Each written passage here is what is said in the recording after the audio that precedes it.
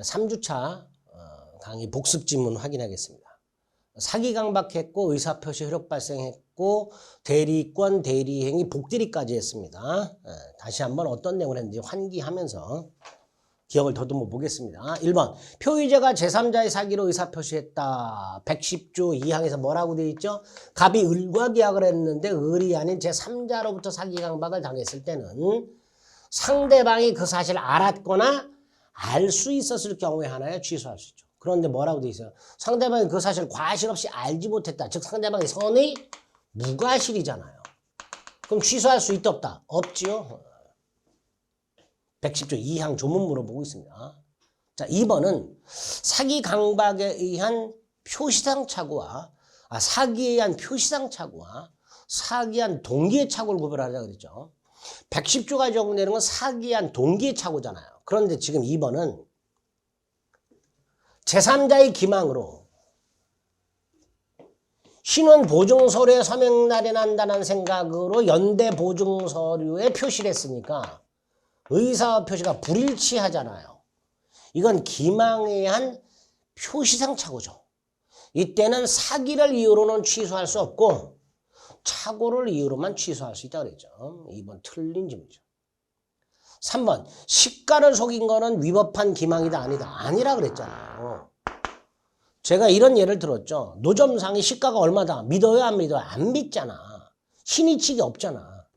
그러니까 시가를 속인 건 신의칙 위반이 아니니까 위법한 기망이 아니어서 사기를 이유로 취소할 수 없다가 되겠죠. 4번은 갑 본인의 대리인 을이 병을 사기친 거예요. 이때 병의 입장에서 갑의 대리인 을의 사기는 갑의 사기하고 동일시한다 그랬잖아요. 따라서 이때 병은요. 본인 갑이 대리인의 사기 사실에 대해서 알았는지 몰랐는지를 묻지 않고 병은 뭐 할 수 있다? 취소할 수 있다. 이렇게 되겠죠. 그래서 병은 갑이 그 사실을 알지 못한 경우에도 취소할 수 있게 됩니다. 옳은 지문이죠. 자, 5번 의사표시력 발생. 의사표시자가 통지를 발송한 후 사망하거나 제한 능력자가 되더라도 그 의사표시는 상대방한테 도달하겠죠. 그 효력이 생기 안 생겨? 생기지. 그러니까 그 의사표시력에 아무런 영향을 미치지 않는다. 이렇게 되겠죠. 6번 대리는 권한 내에서 사자를 사용할 수 있는데 사자는 대리예요? 아니에요? 아니잖아요. 복대리는 대리잖아요. 그러니까 사자의 행위에 원칙적으로 대리에 관한 규정 적용된다 안 된다? 안 된다 그랬잖아요. 사자와 대리는 규율이 완전히 다르다고 말씀드렸습니다. 다만 사자의 행위에 대해서 표현 대리를 적용하는 경우는 있어요. 원칙적으로 사자와 대리는 다르기 때문에 사자의 행위에 대해서 대리 규정은 적용되지 않는 게 원칙입니다. 7번은 계약 체결 대리권이라고 그랬죠. 이 사람은 계약 체결할 수 있으며 and 계약금, 중도금, 잔금을 수령할 권한이 있다 없다? 있다 그랬죠. 있다. 다만 이 계약 체결 대리권은 연기 권한 없다 그랬고요. 해제 권한 없다 그랬죠. 연기 권한은 계약 체결 및 이행에 관한 포괄적 대리권. 여기에는 연기 권한이 있지만 단순한 계약 체결 대리권 속에는 연기 권한 없다 그랬습니다. 8번은 뭐죠? 수권행위로 권한을 정하지 않았다. 그럼 118조가 떠올라야 되죠.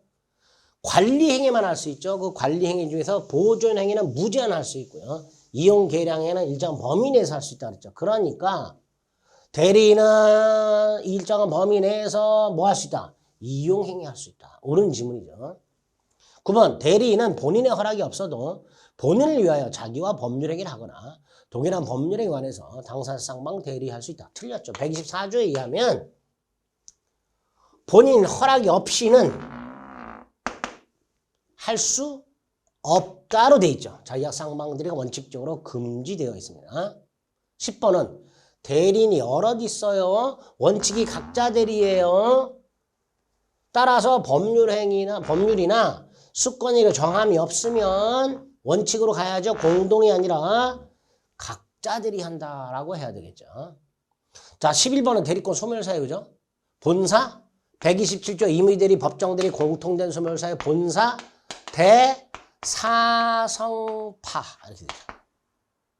특히 대리인의 경우에요. 성년 후견에 계시는 대리권 소멸 사유지만 한정 후견 계시는 대리권 소멸 사유가 아니었습니다. 11번 틀렸죠. 12번은 뭘 물어보는 거예요? 대리인은 의사 능력은 있어야 되지만 뭐는 필요 없다. 행위 능력자일 필요는 없다 그랬죠. 그래서 대리인이 미성년자와 같은 제한 능력자인 경우에 그 대리인의 대리 행위를 대리인의 제한 능력을 이유로, 즉 을이 대리 행위를 할 때 을의 부모 동의 필요 없다 그랬잖아요. 그러니까 그 동의가 없었다는 걸 이유로 대리 행위를 취소할 수는 없다 그랬죠. 물론 본인과 대리인 사이, 미성년자인 대리인 사이에 위임계약 같은 원인계약은 취소할 수 있다 그랬죠. 그러나 대리 행위를 제한 능력을 이유로 취소할 수는 없다 그랬습니다. 13번 대리 행위 하자로 인하여 발생하는 취소권, 즉 대리 행위 효과 전부 누구한테 기속이 된다 그랬습니까? 본인에게 기속이 된다 그랬습니다. 대리행의 효과는 주된 효과뿐만 아니라 그 대리행의 하자로 발생하는 해제권, 취소권, 원상회복, 부당이득 반환, 손해배상 다 본인에게 기속이 된다 그랬습니다.